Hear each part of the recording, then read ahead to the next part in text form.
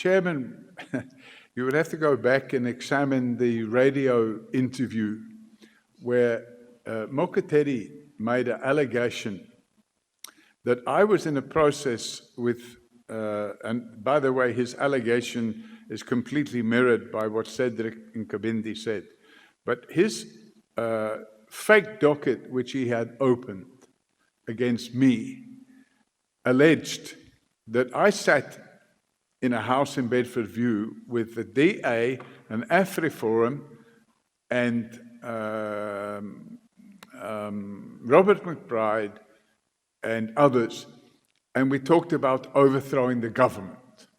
So I said on the radio, we're prepared to take polygraph test and we're prepared to pay for the polygraph test, so that he can't say, I'm not going to pay for the polygraph test. So I said to, and I was overseas at the time, and I said to my finance lady, contract one of these people, the polygraph people, and pay them to do those polygraphs. And as it turned out, he didn't go for the polygraph What the test. committee wants to know is... We paid for the polygraph. Did you pay?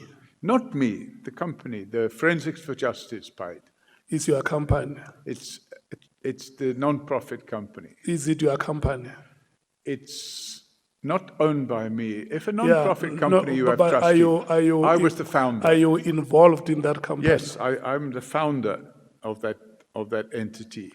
And do you know what we call the South African Council of Civil Investigators? Sorry? South African Council of Civil Investigators.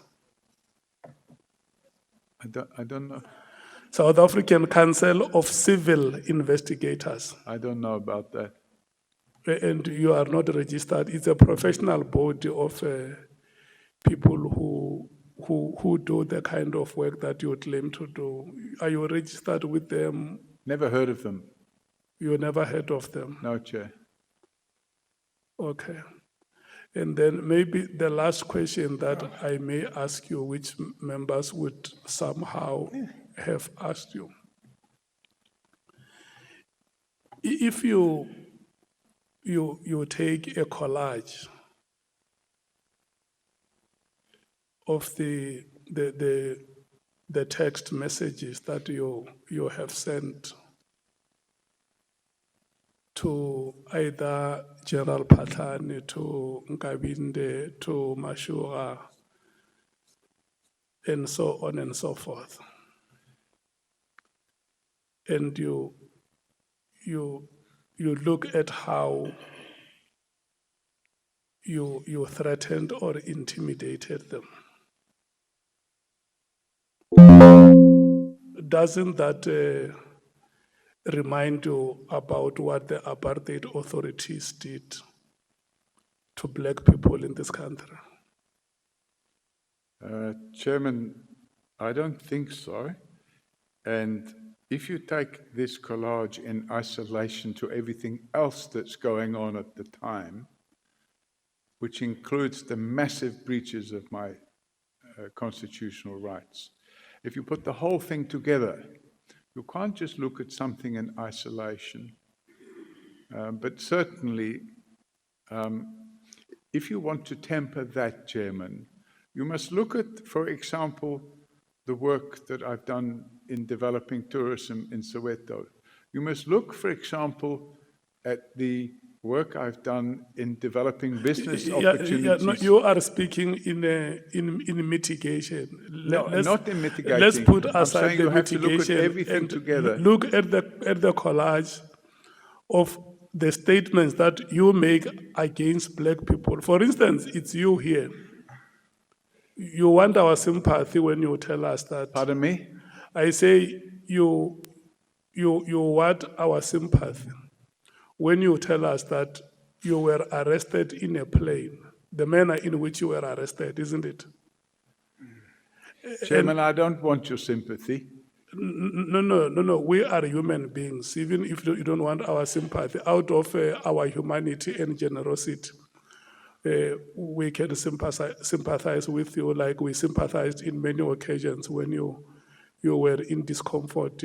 What I'm saying is, You say to us that the manner in which I was arrested was very terrible. But you have the chutzpah, the audacity, to write a message to a person where you include his wife and maybe children by extension, who will become victims of your action. That I will come and sell your house, I will come and do this and that, I will have you for breakfast and I will still not be satiated. As I said, Chairman, you have to look at everything in context.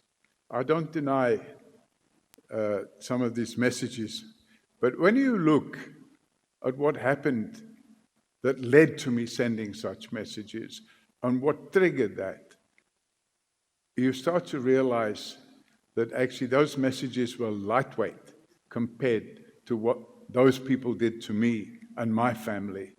So really, at the end of the day, Chair, I'm not perfect. I'm just trying to do my thing. And to be honest with you, I'm in my 71st year now, and I think I'm going to throw the towel in because I'm actually gut full of all the 36 years of work I've done and what I'm got to show for it. There is, you know, where we, you know, for the purpose of euphemism. Probably? The purpose of euphemism. The purpose of what? Euphemism.